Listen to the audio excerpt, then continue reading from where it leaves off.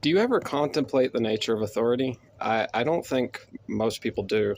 And that seems to be why a lot of people cling to it, is because they don't try to understand it. Authority, any kind of authority, whether it's the definition of a word or what something is, it's really just a way to pass responsibility for what you're saying or doing onto whatever you're deriving that authority from. You're making it not about what you're doing, but about what the authority upholds.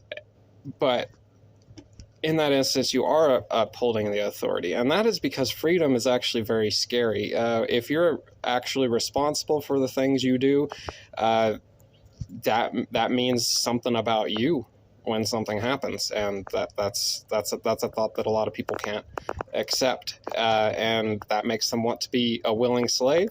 There's already plenty of people around us who will try to influence you or subject you to their authority. But at the end of it, there's really only one authority, and that is your own. You are ultimately responsible for everything you say and do. And trying to pass the buck on to a different authority is just really a way to get around a false idea of a way to get around the problem. And also, another thing that's pretty important when you're thinking about this is we expect to do to others what we think is fair to do to us. And when you get the idea of an unreproachable authority who can make prescriptions about this, that, or the other and absolve you of responsibility, that's a very attractive power for bad influencers to